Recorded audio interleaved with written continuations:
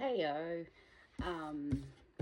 happy Tuesday or whatever day it is in your part of the world. Card today is number 44, 6th house, sustainability.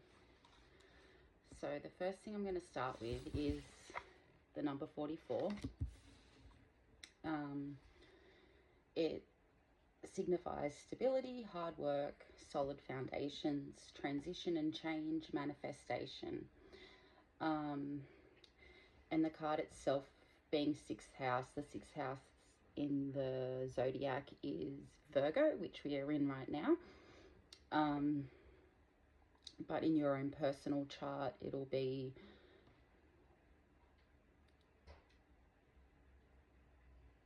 whatever it is.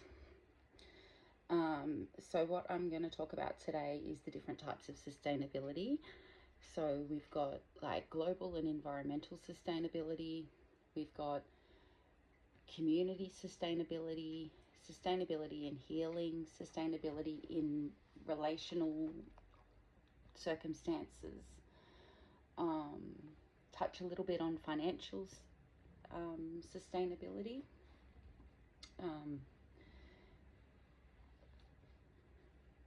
So starting with like the environmental and global stuff. So recently I went along to an event in relation to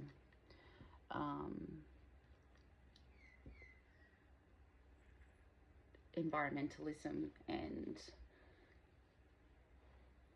it was a brainstorming type evening where we all like chatted about things that we would like to see. And one of the important things that I think was missed that night was there was a lot of talk about the use of renewables and making renewables cheaper and to bring cost of living down, again, financial sustainability.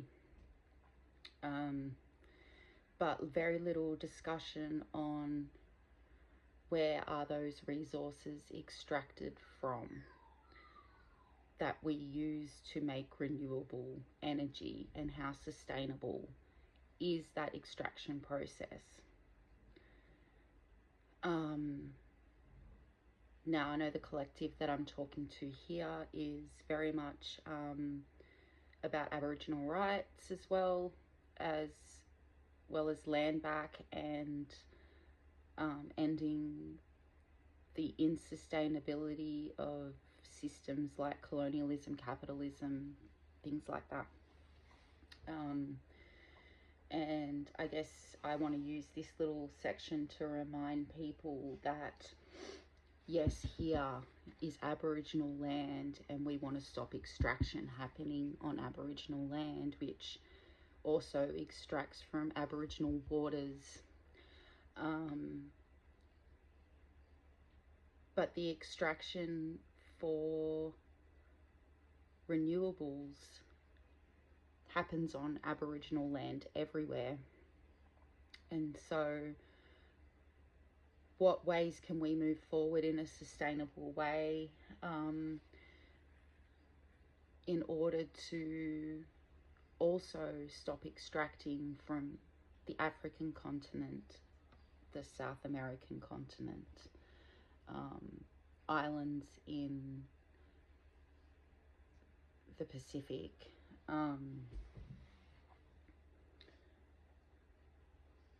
everywhere really, North America and all throughout Asia.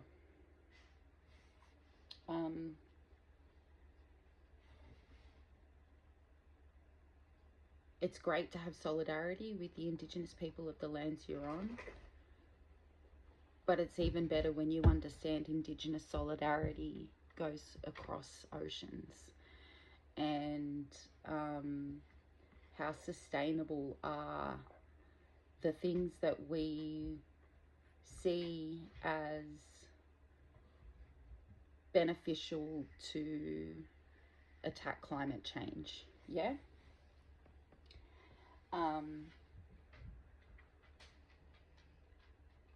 Another big thing for me is the sustainability of our healing. We all wish, when we are traumatized, that we could just snap our fingers and the trauma be gone, the issues that come with trauma be gone. But obviously that's not how it works, right? Childhood wounding, colonial wounding, the wounding of war zones,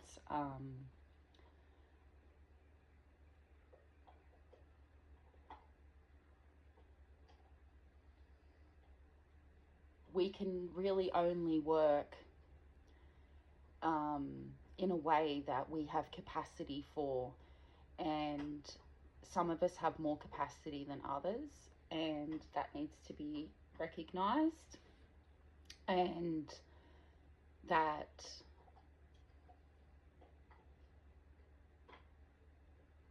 healing alone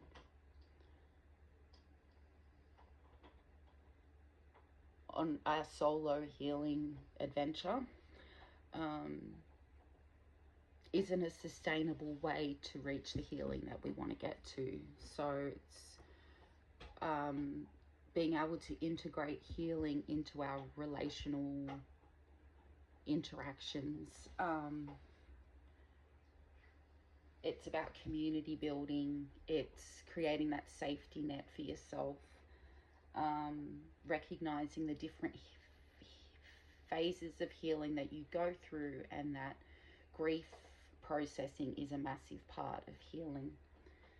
Grieving what has happened to us, but also grieving what we didn't get. And the importance of finding a healing modality that can work sustainably with you. And as far as working that healing into our relational interactions, the importance of having good, strong boundaries, not walls, but boundaries. Developing skills around conflict resolution,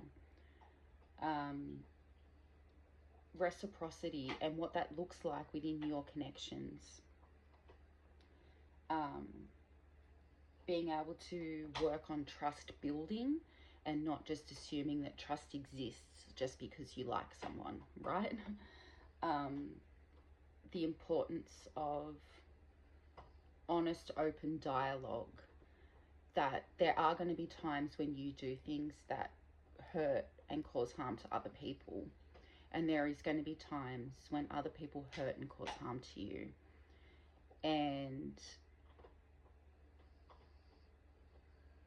one thing that the capitalist colonial structures have taught us is to throw things away. And I guess a more sustainable relational thing is to learn how to work through conflict, how to find compromise in conflict.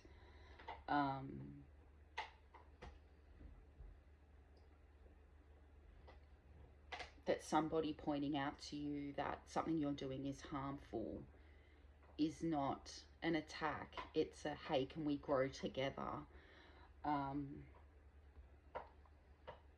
And for me, a big thing has been learning how important it is that I am meeting my own needs. That doesn't mean that I can't get some of my needs met relationally, but very much about filling my own cup and not depleting my own cup in my relationships, because that is, again, a trauma response. So this is how, like, it all ties into sustainability, really all ties in together throughout, like, all the things in our life.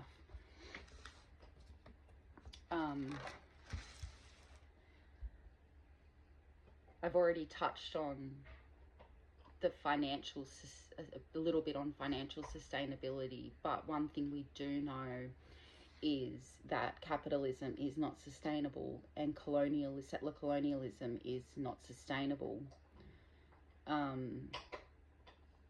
We look at the federal budgets of our countries and see how much money goes toward the war machine, and that's not sustainable. And mutual aid, I love mutual aid, but mutual aid is a band-aid to the current problems within colonial capitalist society. And it's not long-term sustainable for the very fact that not everyone participates in it.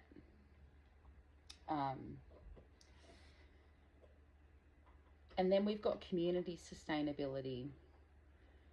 And community is a resource, right? It's a resource that we can tap into when we need something, when we want something. It's a resource that we can put into when other people need or want something. It's about working collectively with our own skills and our own capacities to create thriving, healthy communities. And while I was thinking about the community sustainability, I was thinking about Mia Birdsong's book, How We Show Up. And I grabbed a quote from that. We need a vision of community that is relevant and future-facing. A vision that brings us closer to one another, allows us to be vulnerable and imperfect, to grieve and stumble, to be held accountable and loved deeply. We need models of success and leadership that fundamentally value love, care, and generosity of resources and spirit. If you haven't read that book, it's actually a really good book on healthy ways to show up for community and in your relationships.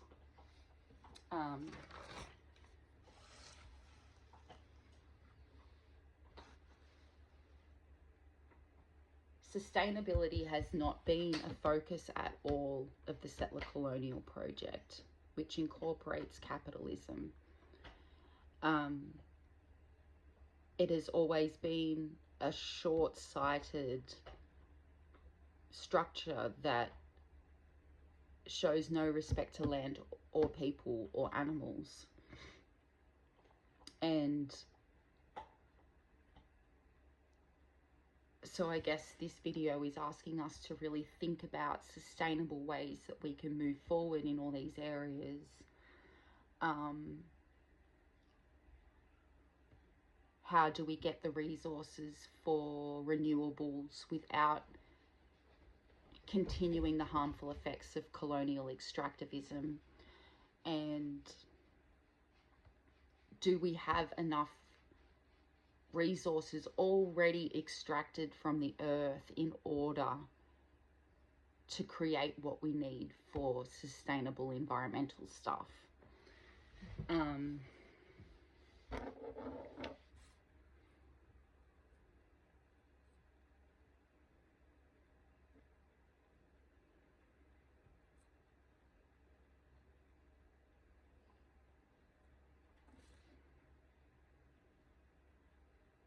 I think